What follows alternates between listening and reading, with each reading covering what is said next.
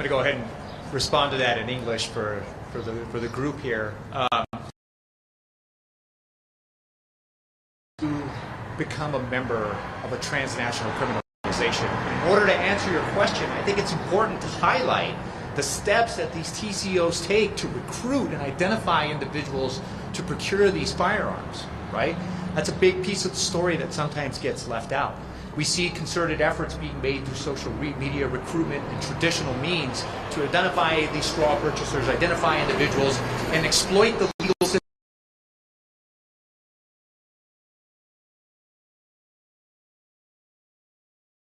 At what point was the firearm legally procured, and at what point was it transferred illegally? There are consequences for the individuals here if they are found to be supporting a transnational criminal organization. There's a lot of factors that go into how that would become a material support of a foreign terrorist organization. It's a little more complex, right? But what's important here is that these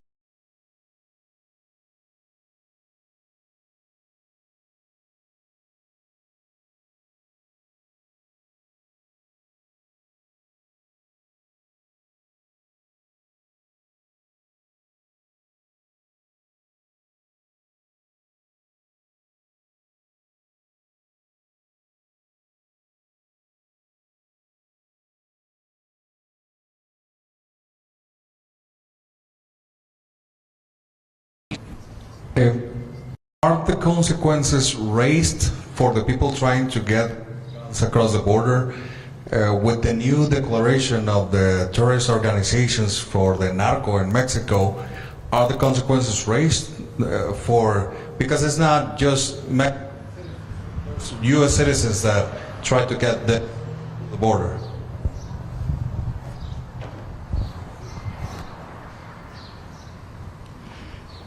Absolutely, the consequences are raised, and there is no consideration of difference between whether it's a Mexican citizen supporting the foreign terrorist organizations or whether it's an American citizen who's supporting the foreign terrorist organizations. So, as Ray indicated, there's a lot of factors that go into that charge, but the change here now, especially with this administration, is that nothing is off the table, and with those designations, it has opened up a host of tools, both for law enforcement and for prosecutors, to enhance those penalties. And it doesn't matter if you're a Mexican citizen supporting or a United States citizen supporting the foreign terrorist organizations, the prosecution and consequences will be as harsh as possible.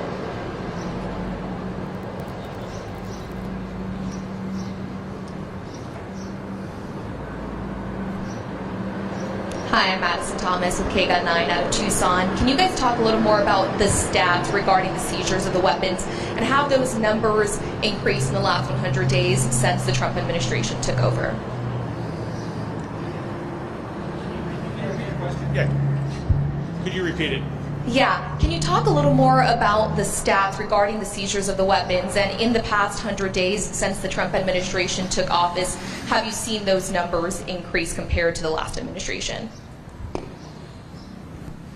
Look, I don't have the numbers from a prior administration. I did not bring those with me. I will say that we've been given directives under this new administration on how to combat these firearms trafficking organizations. And we work for our boss, right? We work for the President of the United States, Attorney General Bondi, and their direction is to clamp down on the firearms.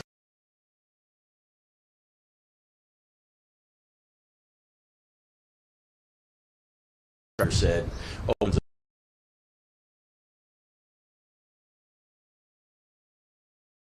I will say I don't have those numbers in front of me, but we're extremely focused on the firearms trafficking mission and the guns going south to supply these cartels and these transnational organizations of firearms.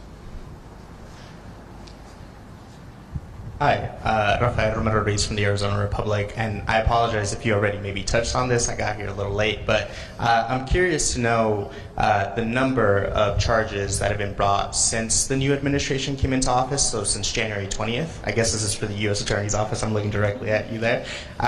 If you can tell me about how many people have been charged since January 20th, and potentially, do a comparative to the last year of the previous administration, if possible. But yeah. I don't have an exact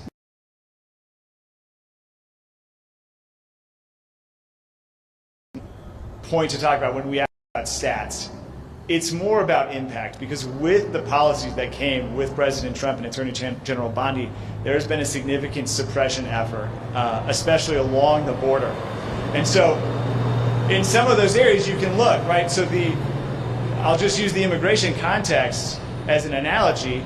The numbers are down 96% along the border, right? So if you're comparing stats from the prior administration to now, well, there's been a sea change in how we enforce and how our opponents operate. But what I will say is the charges have increased in severity, right? And so that's what we're seeing from our office, and that's what we're trying to push in our office, and that's what we're investigating in our office, is at another level of severity. So I can't give you an exact number, but I can tell you that the focus is on impact and severity.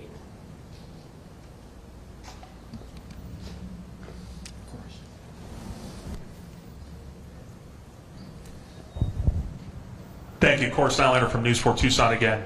In the course of your investigations, do you often and in large numbers encounter U.S. military weapons and hardware, which of course would indicate a leak somewhere of the weapons? And if that is happening, what may you be doing with your partners at the DoD to assure that our U.S. weaponry is remaining safe and not in the hands of cartels?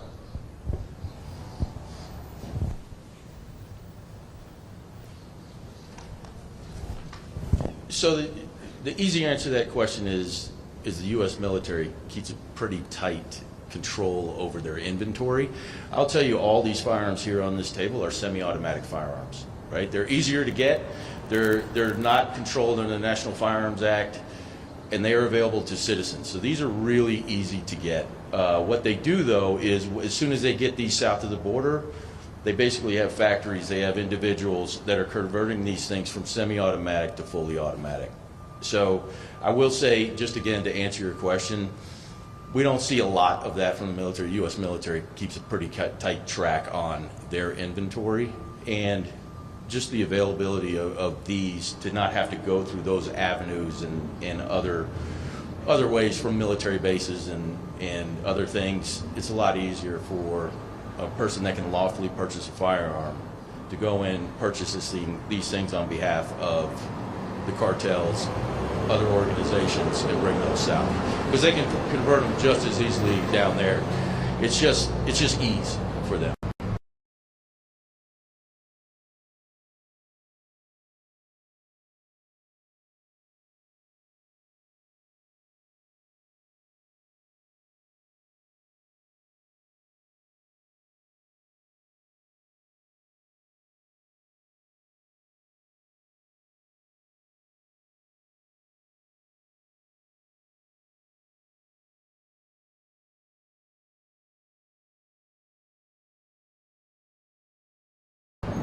Yeah, so like I said, you know, the thing with firearms is they're a little bit different than narcotics, right? Narcotics in and of themselves are illegal. Firearms are not. An American citizen can go out and buy these firearms. So we're trying to find where it went from legal commerce into illegal commerce. Now, if you go into the store and buy them from an FFL and you lie on the form, ATF form 4473, well, that's a start. However, if an individual goes in there and it's their own private collection, and for whatever reason they want to get rid of their private collection and sell them at gun shows or different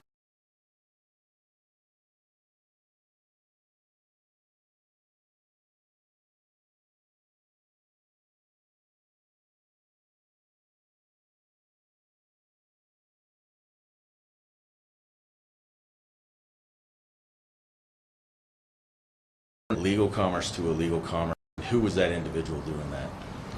Yes, ma'am. Does anybody else have any more?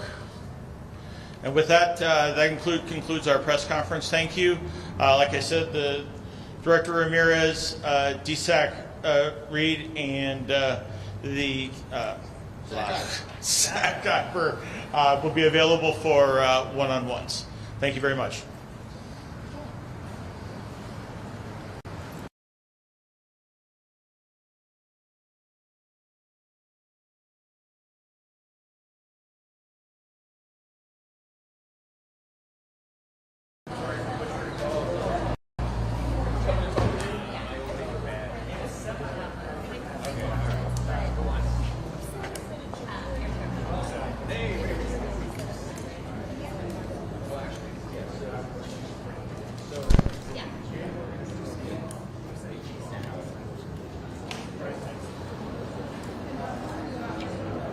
Horn.